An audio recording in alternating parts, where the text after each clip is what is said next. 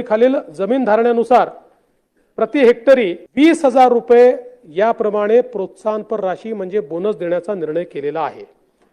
मागच्या वर्षी 20,000 दिला होता, याही वर्षी आम्ही 20,000 नमस्कार मित्रांनो, स्वागत आहे आपल्या किसान राजा युट्यूब चॅनलमध्ये। चॅनलच्या माध्यमातून आपण आज बघणार बघा, सर्व शेतकऱ्यांच्या खात्यावरती पीक विम्याचे पैसे लवकरात लवकर जमा होणार आहे। हेक्टरी 17,000 रुपये जमा करण्याचे आदेश शासनाने दिलेले आहे। पीएम चे 2,000 रुपये बँकेमध्ये जमा झाले आहेत। त्याचबरोबर आता पीक विमा सुद्धा सर्व शेतकऱ्यांच्या खात्यामध्ये जमा होणार आहे। गेल्या काही दिवसापासून शेतकरी वर्ग प्रतीक्षेत होता, आता या शेतकऱ्यांना प्रतीक्षा संपलेली आहे आणि राज्यामध्ये सर्व शेतकऱ्यांच्या खात्यामध्ये पीक विमा वाटप PMFBY प्रधानमंत्री फसल विमा योजनेचे सर्व शेतकऱ्यांच्या खात्यावरती 30 मार्चच्या आधी सरसकट पैसे जमा होणार आहेत।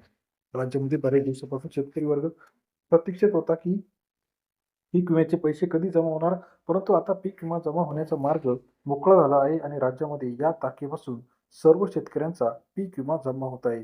आपण जर बघितलं तर या तारखेला आता पीक विमा जमा होणार आहे।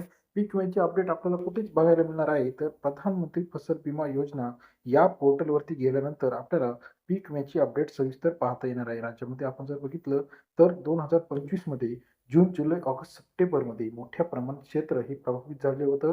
40 लाख हेक्टर क्षेत्र प्रभावित झालं होतं। आता याचा पीक विमा जमा होताना आपल्याला पाहायला मिळणार आहे।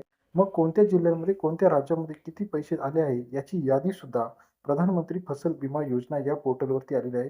आज 11 वाजेपर्यंत सर्व शेतकऱ्यांच्या खात्यावरती आणि गुडगी पाडव्यापर्यंत म्हणजे येत्या 3 दिवसामध्ये राज्यातील सर्व शेतकऱ्यांना अनुदानपर रक्कम जी आहे ही सुद्धा आता जमा होताना आपल्याला पाहायला मिळणार आहे। मग पीक विम्याचे वाटप सुरू झाले आहे, याची यादी कुठे आलेली आहे, तर प्रधानमंत्री फसल विमा योजना यावरती आपण लॉग इन करायचं आहे।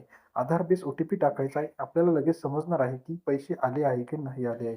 कारण बघितलं आपण तर गेल्या काही दिवसापासून शेतकरी वर्ग हवालदिल झाला होता।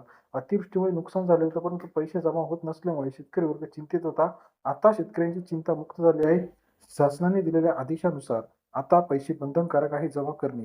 येत्या काही दिवसातच सर्व शेतकऱ्यांच्या खात्यावरती पीक विम्याची रक्कम असेल, नमूद शेतकऱ्याचे पैसे, सर्व योजनांचे पैसे DBT म्हणजे डायरेक्ट बेनिफिट ट्रान्सफर, यामध्ये 17,000 कमीत कमी रक्कम आहे आणि सर्वोत्तम रक्कम 40-50 हजारापर्यंत सुद्धा काही ठिकाणी जालना असेल, बीड असेल, गडचिरोली असेल, गोंदिया असेल, वाशिम असेल, या ठिकाणी जास्त नुकसान झालेलं होतं खरीपाचं।